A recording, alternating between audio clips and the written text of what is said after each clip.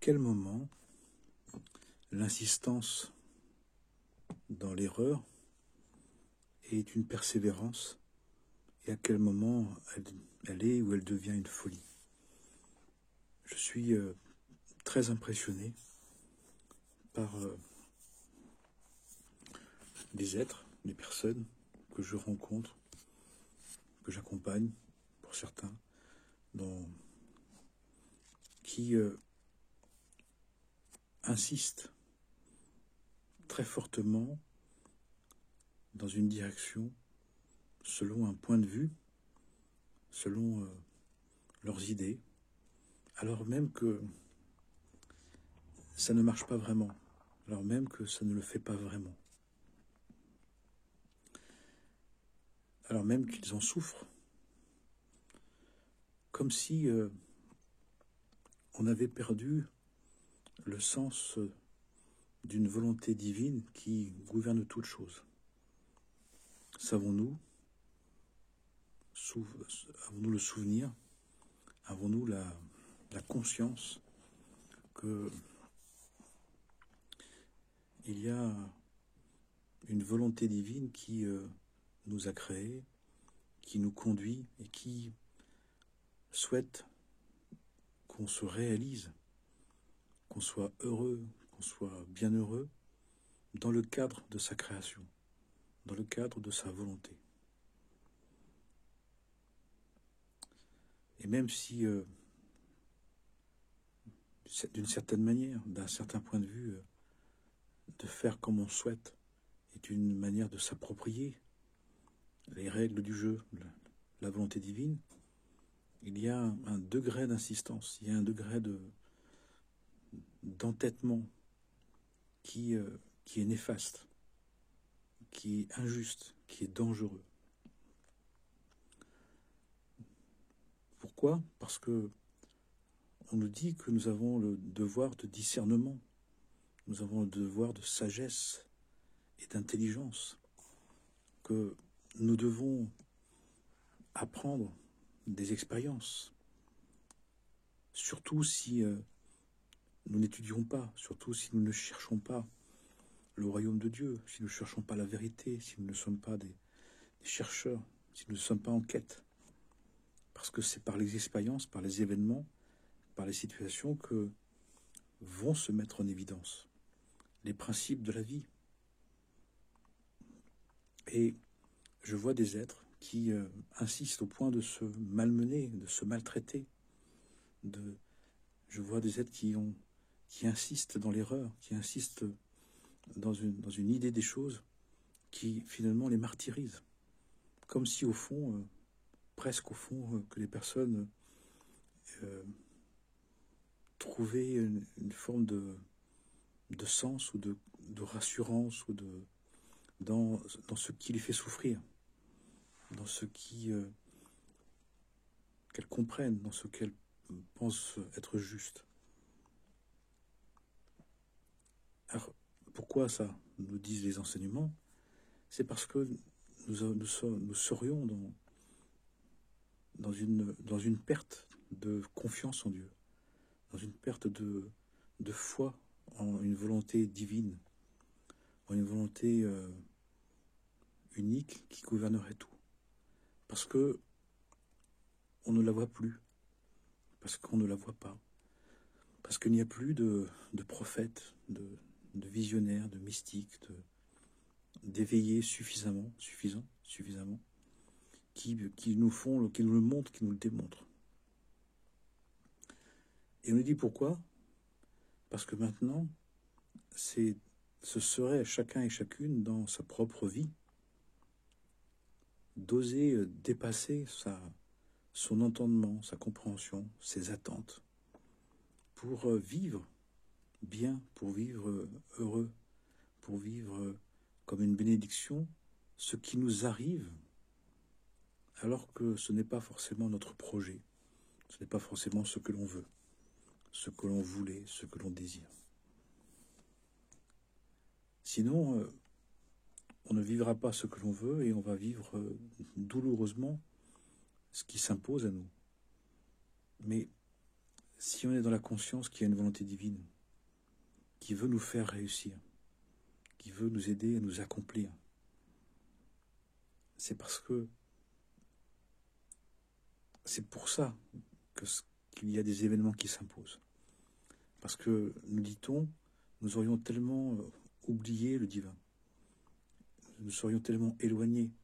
Nous serions la génération la plus éloignée de la conscience de Dieu, de la conscience divine, une, unique, universelle, toute inclusive, toute unitive, toute universelle, totalement miséricordieuse et bienveillante, qui fait que cet oubli fait qu'on oublie que tout ce qui se propose dans notre vie, qu'on ait choisi ou pas, c'est pour nous faire réussir. Mais l'idée, le divin souhaite qu'on y participe, qu'on y adhère, qu'on l'accueille, qu'on en ait envie. Mais pas simplement dans ce qu'on veut, mais dans ce qu'il veut, dans ce que Dieu veut pour nous réaliser. Mais ça veut donc dire que, ou ça voudrait dire qu'il y a une grande part de ce que nous voulons, de ce que nous désirons, qui n'est pas conforme à ce que nous sommes, à ce que nous devons être, ce que nous devons réaliser, ce qui est prévu pour nous, ce qui pourrait nous accomplir. Ce qui est très étonnant, c'est que si les personnes ne savent pas qu'elles veulent faire comme elles veulent, on peut le comprendre. Si les personnes font ce qu'elles veulent et que ça fonctionne, il y en a qui marchent, ça marche. On peut comprendre qu'ils peuvent se passer de tout ça.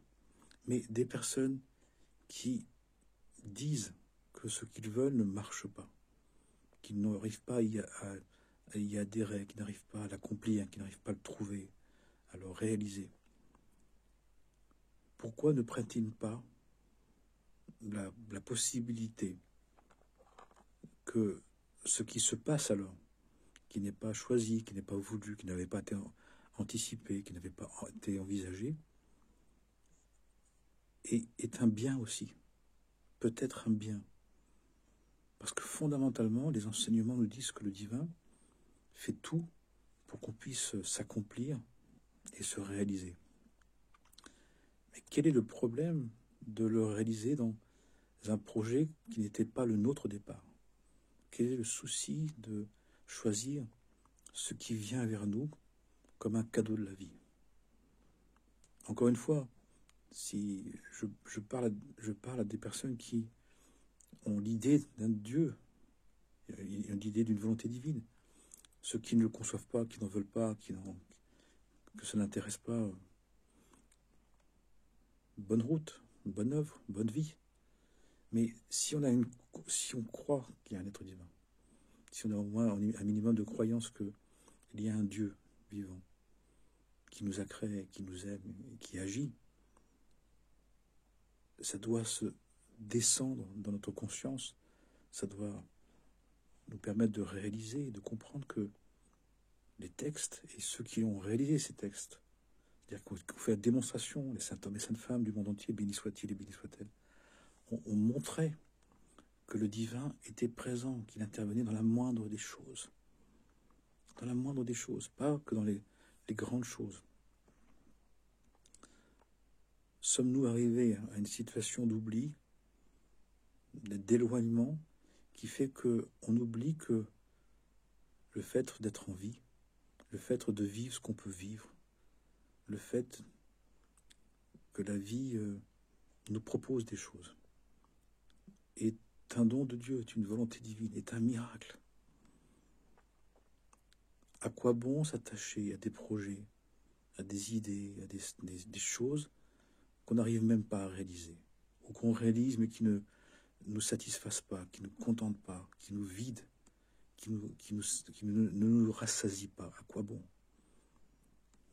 Alors que si on est d'accord qu'il y a une volonté divine qui est celle qui a tout créé, qui est présente, même cachée, c'est caché derrière les choses naturelles, les choses normales. Mais ça reste une de la volonté divine qui s'appelle le miracle habituel, le miracle normal, Mais qu'est-ce qui est normal?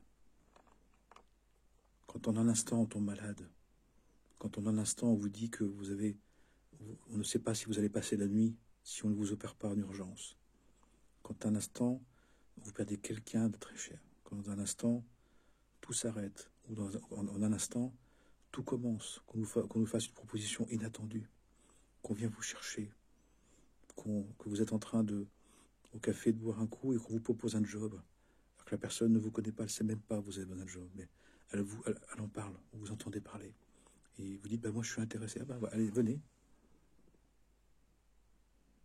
On croit que c'est rien, ça. On croit que c'est pas Dieu, ça. On croit que c'est normal, ça. Jusqu'au jour où ça nous est privé, ça nous est ôté.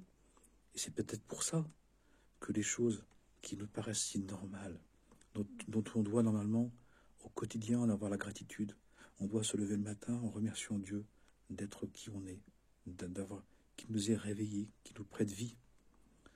On doit toute la journée remercier pour ce qui se passe. On nous dit que on devrait rendre grâce 100 fois par jour, 100 fois par jour, de remercier. Seigneur, je suis en bonne santé. Seigneur, il fait beau aujourd'hui. Seigneur, c'est une belle pluie aujourd'hui. Seigneur, j'ai mangé, béni sois-tu. Seigneur, j'ai eu un sourire, ça s'est bien passé dans cette relation. J'ai conduit, j'ai pas eu d'accident. On a réussi à se comprendre, etc. Tiens, je vois ça. On n'est pas dans une guerre mondiale, on n'est pas dans une guerre atomique. Ils ont réussi, toi. Voilà, tu nous donnes du temps, tu nous donnes de l'énergie, de l'argent, des moyens. Pensons-nous vraiment que la vie est indue, que c'est normal? Il n'y a rien de normal dans cette vie. Tout est grâce, mais une grâce ordinaire qu'on a banalisée, tellement banalisée qu'on croit qu'elle n'existe pas et qu'on peut faire ce que l'on veut sans tenir compte du projet de notre âme, du projet divin qui gouverne notre âme, sans notre constitution physique, sans notre tempérament, sans notre caractère, sans notre projet d'âme. Et on veut, dans cette inconscience, dans cette ignorance, parce qu'on ne veut pas étudier vraiment, parce qu'on ne veut pas prier pour bénir et remercier, pour glorifier, que trouver une satisfaction, quand on en trouve selon nos possessions, nos jouissances ou puissances, ça va. Mais où est la gratitude? Où est la glorification du Saint-Nom? Regardez les grands êtres, les grands mystiques, les grands prophètes, ceux qui sont nos références personnelles, à chacun, quelles que soient vos références, nos références de saint homme et sainte femme, de réaliser, selon quelle que soit la religion, quelle que soit. Ils n'étaient pas dans rendre grâce de tout, ils n'étaient pas dans glorifier le Saint-Nom divin à sa manière. Et les personnes pensent que c'est gratuit, que c'est normal, que ça leur appartient, que au point même où on a l'arrogance, le délire de penser que la vie nous appartient, qu'on est maître de sa vie, maître de la vie. Mais où est-ce que c'est marqué, ça? Qu'on me dise où c'est marqué dans un texte sacré, ça? Où est-ce qu'on nous dit que la vie nous appartient? Où est-ce qu'on nous dit qu'on peut faire ce qu'on veut sans les règles du jeu? Où est-ce qu'on nous dit qu'on n'a pas le devoir de bénir et de rendre grâce? Où est-ce qu'on nous dit qu'on peut se prétendre comme le roi du monde, comme le roi de sa propre vie? Et le résultat de tout ça, malheureusement, terriblement, eh bien, c'est l'état du monde actuel. C'est un état de manque de conscience, d'ignorance, qui crée un état de tension, d'ingratitude, d'amertume. Eh bien, on peut changer ça, déjà individuellement, déjà de rendre plus précieux, vraiment précieux la vie, de retrouver la préciosité de la vie, de la grâce de vivre.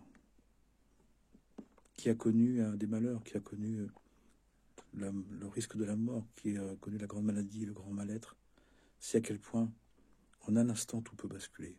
Qui a connu la possibilité de choses qu'elle n'avait pas envisagées, des opportunités, des ouvertures. Et ce qui est paradoxal, c'est que les enseignements, ils nous disent que par la confiance en Dieu, on peut recevoir des bénédictions qu'on ne peut pas trouver par nous-mêmes. Par la confiance, par le respect de la vie, par l'amour du prochain, on peut faire descendre, on peut activer des valeurs personnelles, des valences personnelles, des dons personnels qu'on ne peut pas activer à partir de notre ego, à partir de notre vouloir, de notre pouvoir, de notre savoir. Donc c'est très paradoxal. Des êtres qui veulent des grands accomplissements, des êtres qui veulent des grandes réalisations, mais qui, dans la logique, devraient étudier pour connaître les lois, puisqu'on doit étudier pour connaître les lois, et les méditer, de les réfléchir, de les questionner, et puis qui fait que on a envie de remercier Dieu, d'appeler Dieu, de parler au divin, de le remercier, de lui demander, et de le servir, aussi d'envisager que chaque chose qui vient vers nous est une information, est une parole divine, est une interrogation, est une interpellation, et une prévention, et un soutien. Il y a un dialogue perpétuel, continuel, entre notre âme divine et Dieu. Notre âme divine, la partie de notre âme qu'on appelle l'âme divine, qui n'a pas oublié Dieu, qui est toujours dans la quête de Dieu, qui se tourne toujours vers ce soleil intérieur, vers dans le temple du cœur, vers la source divine, prend tout, vit tout ce qui se passe comme un dialogue avec Dieu. Mais pour cela, il faut être attentif un petit peu. Il faut le concevoir, il faut le vouloir, il faut le désirer, il faut l'attendre. Au lieu de réagir, au lieu d'exclure de fait automatiquement des parts entiers de ce qui vient vers nous, au lieu de définir un cadre qui enlève, qui supprime tout le reste. Je ne veux que ce que je veux. Je ne veux entendre que ce qui m'intéresse. Je ne veux vivre que ce que je conçois. Et les personnes disent, c'est bizarre, j'ai une petite vie. Je me sens pas bien. Je me sens limité. Je me sens obligé. Et pourquoi tu n'écoutes pas? Pourquoi tu n'écoutes pas ce qui se dit autour? Pourquoi tu ne dialogues pas avec Dieu par les événements? Puisque on nous dit que notre ignorance et notre doute de Dieu a fait que le divin, pour ne pas nous effrayer, pour ne pas nous apeurer, pour ne pas nous terrifier, il s'est caché derrière les événements. Il s'est voilé derrière les événements naturels. Si Dieu existe, s'il y a une seule volonté, tout est Dieu, tout. C'est tout ou rien. Tout est Dieu ou rien n'est Dieu. Il n'y a pas de Dieu d'un côté à un certain endroit, il n'y a pas de Dieu à l'autre côté. Après, il y a Dieu qu'on vit à des moments, pleinement. Dieu qu'on vit de temps en temps, Dieu qu'on conçoit, de Dieu qu'on ne conçoit pas encore. Mais c'est nous qui limitons la présence divine d'un point de vue de nos conceptions, parce qu'on veut le ressentir, parce qu'on veut le comprendre, parce qu'on veut le saisir. Mais il y a des formes divines, il y a des formes de la présence de Dieu qu'on peut ressentir. Il y a des formes de sa présence qu'on peut entendre. Il y a des formes de sa présence qu'on peut comprendre. D'autres qu'on peut voir, qu'on peut percevoir, qu'on peut sentir, qu'on peut toucher. Puis d'autres qui sont impalpables, qui sont suprasensibles, qui sont invisibles, qui sont inconnaissables. Mais pour autant, toutes ces parts, elles représentent de manière différente, sous différentes formes, différents ressentis, différents sentis, différentes impressions, différentes versions, la présence divine en tout et pour tout. Et cette quête du divin, cette quête de Dieu, cette quête du je suis, cette quête du un, il est en tout. Et pour cela, on nous dit qu'il est nécessaire, pas forcément d'abandonner ce qu'on veut, mais de ne pas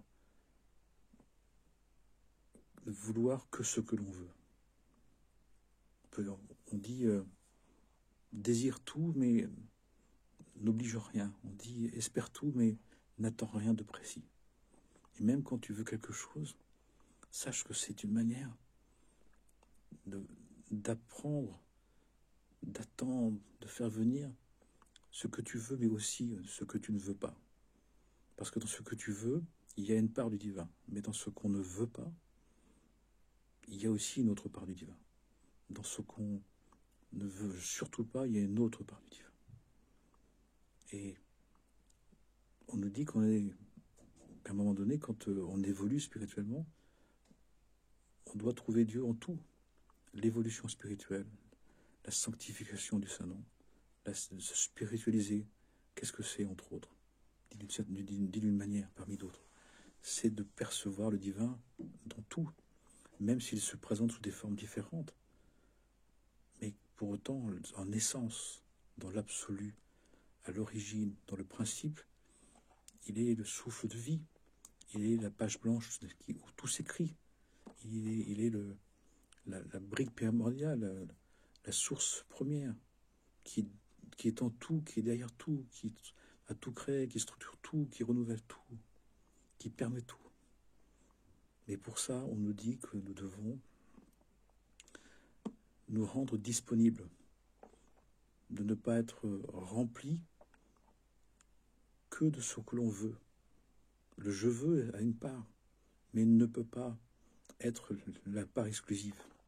Surtout si ça ne va pas, surtout si ça va mal, surtout si ça ne va plus. Parce que au départ, le je veux doit amener au je suis, nous dit-on.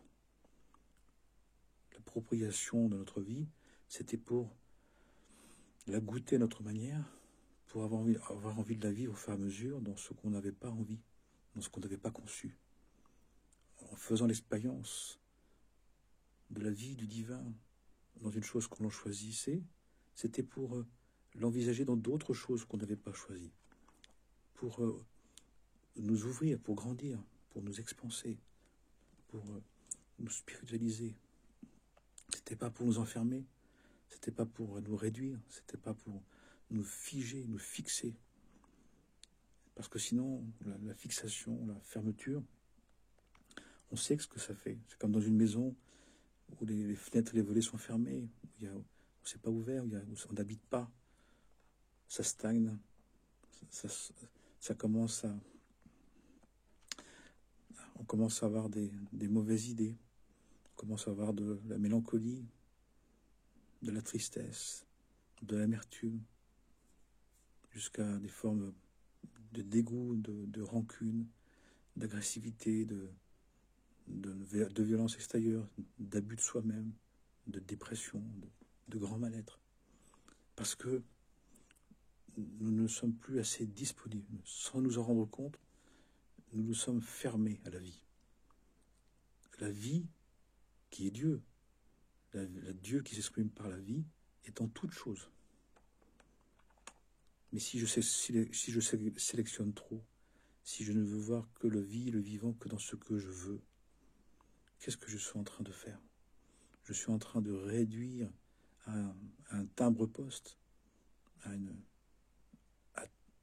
1%, 2%, mon expérience de la vie, alors qu'il me reste 98% des disponibles. Et ça veut dire que je dois me défaire de connotations, de jugements, de catégorisation des choses.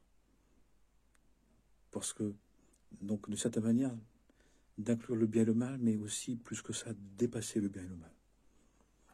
Et dans ce monde-là, on nous dit, à l'école de la Terre, on nous dit que le bien et le mal sont mélangés. Et que dans cette période de temps dans laquelle nous sommes, nous serions dans un mélange, dans un mélange beaucoup plus fort, plus incompréhensible, qui fait que nous devons nous élever à un autre regard, une autre dimension de la vision, passer du regard duel à la vision unitive. Qu'est-ce que ça veut dire? Ça veut dire de se dire d'abord, je sais que Dieu est en tout, que Dieu est présent en tout. Et même s'il est caché, même s'il est voilé, même si je ne conçois pas, même si je n'en veux pas. Et de s'affirmer à soi-même, c'est une vérité spirituelle. Quand on s'affirme à soi-même ce type de vérité spirituelle, au bout d'un moment, ça va commencer à nous ouvrir les yeux. Ça va nous permettre de percevoir la présence divine dans ce qui est, dans tout ce qui est. Et c'est pour ça qu'on parle du désir de voir Dieu, mais la motivation, l'intention de dire, d'affirmer en soi, mais Dieu est en tout. Dieu porte tout. Dieu est présent dans toutes les choses. Absolument tout. Et c'est pas parce que je ne le vois pas qu'il n'y est pas. Je me dis maintenant, je ne le vois pas parce que je n'ai pas encore suffisamment la certitude dans cette situation-là, dans cette relation, que le divin existe. Et de tout le travail de la foi, de passer des croyances à la certitude, de développer notre foi, elle est celle-là. Dans les croyances, il y a Dieu est dans le bien, Dieu n'est pas dans le mal. Dieu est présent à un certain moment et pas à d'autres moments. Dieu est là où je le conçois, Dieu n'est pas là où je le conçois. Mais on nous dit que dans ces temps dans lesquels nous sommes, dans cette période d'humanité, dans ce temps d'évolution spirituelle, individuelle et collective, nous devons passer à une autre dimension de la croyance. Nous devons passer à la dimension d'une certitude de sa présence. Et c'est en affirmant au quotidien sa présence que nous allons commencer au fur et à mesure à faire l'expérience de sa présence, de son action, de son existence, de son être, de son action, de son agir divin. Et donc, on nous dit là que nous avons une responsabilité, nous avons une possibilité, nous avons un choix à faire. Et à vrai dire, quand on veut faire les choses que l'on veut, c'est parce que, et pourquoi on veut les continuer, pourquoi on va les retrouver aussi intensément, c'est parce que dans cette vie ou les précédentes, on avait rencontré la dimension divine. C'est pour ça qu'on y tient, c'est pour ça qu'on veut y revenir. C'est que on avait fait une expérience merveilleuse, extraordinaire, qu'on n'a pas forcément connotée comme la présence de Dieu. Mais toute chose qui nous émerveille, quelque chose qui nous rassasie, qui nous fait aimer, qui nous soulève, qui nous élargit, qui nous fait développer le cœur, développer la foi en la vie, c'est l'expression de ressentir, de vivre la présence de Dieu.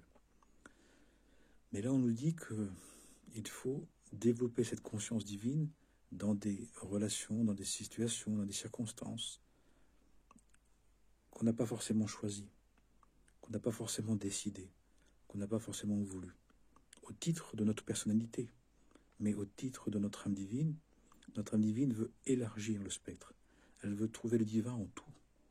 L'âme divine veut maintenant ne plus se contenter de ce que l'âme naturelle, ce que la personnalité peut accepter de présence divine dans les situations et circonstances qu'elle choisit. L'âme divine veut trouver le divin dans toutes les circonstances, dans toutes les situations, dans tous les événements. Alors, il s'agit d'y aller progressivement.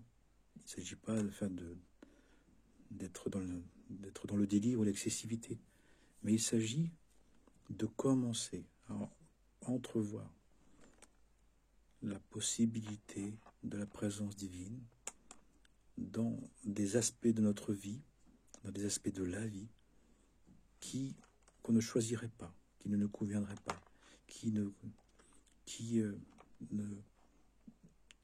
qu'on n'avait pas conçu.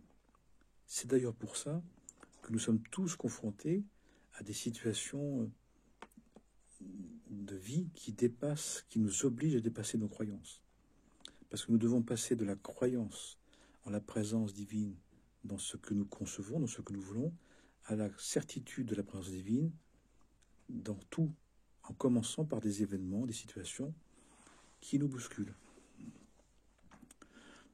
Et on voit bien que les croyants sont bousculés dans leurs croyances, dans leurs idées de la présence de Dieu dans des situations, dans des relations, dans des circonstances héréditaires, familiales, parentales, avec les enfants, familiales, professionnelles, qui dépassent leur entendement, qui dépassent leur compréhension, qui dépassent leurs habitudes, qui dépassent nos habitudes, qui dépassent nos idées. Parce que nous devons élargir notre conscience de la présence du divin, en tout et pour tout. Et donc c'est une évolution qu'on doit faire, c'est une évolution que l'on doit réaliser. C'est pour ça que beaucoup d'événements nous viennent, ah, mais j'ai pas choisi, je voulais pas, et beaucoup d'événements font qu'on est obligé de changer de vie, de changer de conception, de manière de concevoir les choses, de changer de point de vue, d'élargir le point de vue,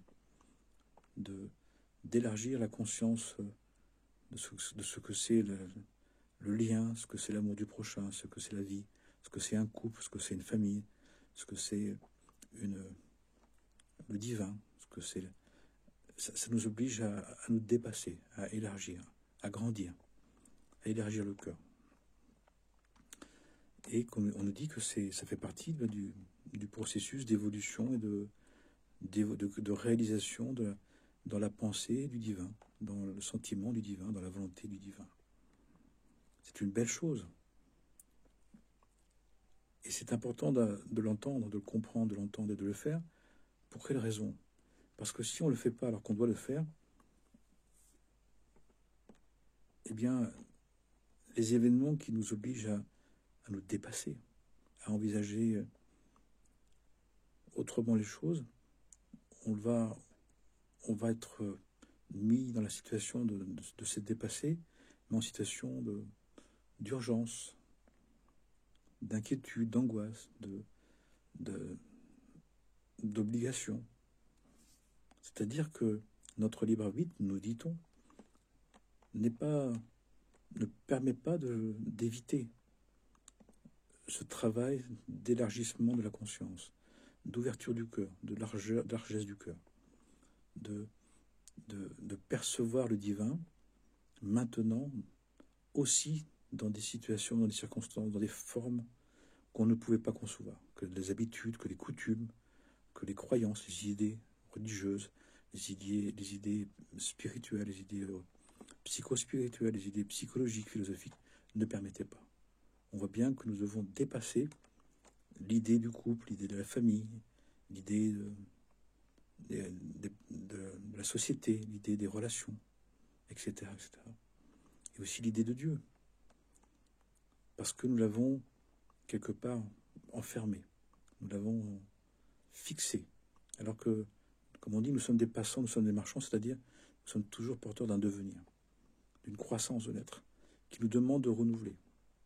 On dit que on est vieux dans sa tête, on est vieillot dans sa tête, quand on n'arrive pas à changer l'idée des choses. Quand on commence à scléroser mentalement, on commence à se fixer psychiquement, quand on n'arrive pas à nous re-questionner. C'est pour cela qu'il y a un ordre divin, il y a un principe divin d'étudier. Que chaque jour, jusqu'à la fin de nos jours, nous devons nous remettre à l'ouvrage de l'étude, du questionnement. C'est le fondement de l'être. Nous avons été créés pour nous questionner, par l'étude, mais aussi par l'épreuve, par l'expérience, de nous découvrir, de redécouvrir, donc d'actualiser, pas de fixer les choses. Parce que si on fixe les choses, eh bien à un moment donné, on va être de plus en plus décalé. Et on risque d'être trop bouleversé, et voire choqué de situations qui nous viennent vers nous. Alors que nous avons à être de plus en plus disponibles. Il n'y a pas que la souplesse des os, du dos, du corps. Il n'y a pas que le yoga physique, le yoga mental. Il y a aussi le yoga du cœur. Il y a aussi une eurythmie du cœur. Il y a une eurythmie spirituelle. Il doit y avoir une aisance du cœur, une capacité d'accueil de ce qui n'était pas prévu, ce qui n'était pas envisagé, ce qui n'était pas souhaité. Parce que dedans, il y a une autre part de notre réalisation. Il y a une autre part de notre devenir. Puissions-nous tranquillement, mais sérieusement, élargir, ouvrir. Si Dieu existe, si Dieu a tout créé, il est présent en tout et pour tout, ce que dit les anciens. Il n'est pas que dans ce que je veux, dans ce que je conçois, que dans ce que j'imagine. Même si ça m'arrange, même si ça me plaît, même si ça me rassure. Il est aussi dans ce que je ne conçois pas, ce que je ne veux pas, ce que je ne dirais pas, que je n'aime pas. Puisque la présence divine, c'est à tout créer et est présent en tout. Et la substance de l'être qui est en toute chose, même s'il y a des versions vraiment différentes et uniques.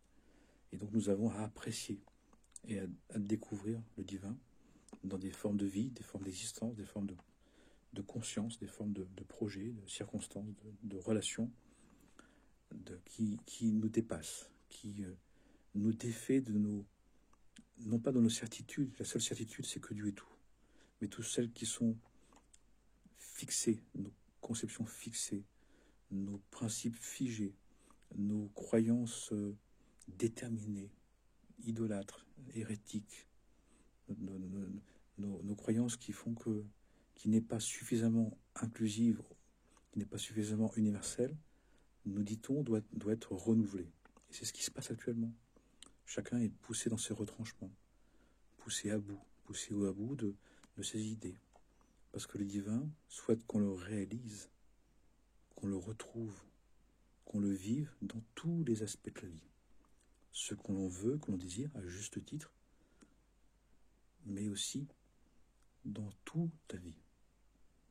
Puissions-nous le réaliser les uns et les autres, ensemble, pour le bien de tous les êtres, sans exception et sans exclusion, bien sûr.